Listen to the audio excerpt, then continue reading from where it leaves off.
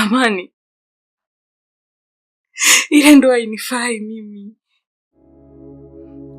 Wazazi wangu hawakunileta hapa duniani nije kuishi haya maisha. Najisikia uchungu,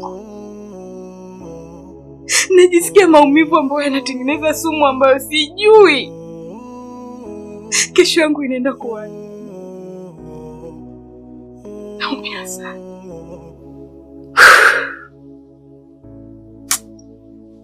Pole sana Cindy. Unajua hadithi ya maisha yako inanikumbusha hadithi ya Yesu Kristo Mnazareti, Mungu aliye hai. Alipitia mapito magumu sana Cindy. Alipitia katika changamoto nyingi sana, lakini bado alimtumainia Mungu. Na ndo maana ya kutumwa kuja ulimwenguni.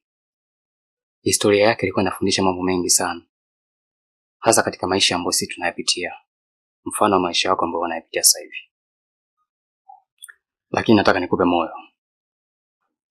Bado una muda kumtumainia Mungu. Mimi nipo tayari kabisa kufunga na kuomba kwa ajili ya maisha yako. Mungu yupo. Amini, Mungu bado anakuangalia na anakutazama. Anachotaka tu kujua ni nia tu ya moyo wako. Je, umemtanguliza mbele? Kama umemtanguliza Mungu mbele, basi hata yeye atakutanguliza mbele. Kikubwa ni maombi tu. Hakuna kinachoshindikana mbele za Mungu. Omba Cindy. Piga magoti, mlilie Mungu usiku na mchana. Kuwa na imani thabiti. Kila kitu kinawezekana.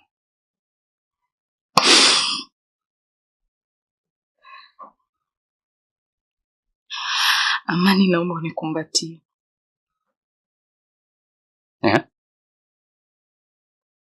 Amani, kuna jinsi ambavyo unajisikia. Natamani nikukumbatie kwa dakika chache tu. Hapana Cindy. Tafadhali nakuomba, hebu kemea upepo. Wewe ni mke wa mtu Cindy. Hii ni dhambi kubwa sana. Hapana. Amani, unanikumbatia au unaniacha nikapambane na maisha yangu? Hii ni dhambi Cindy. Tutafanya dhambi. Tena ni dhambi ambayo haiwezi kusamehewa kabisa mbele za utukufu wa Mungu. Siwezi kukubali Cindy, hapana. Nikumbatie Cindy. Amani. Amani.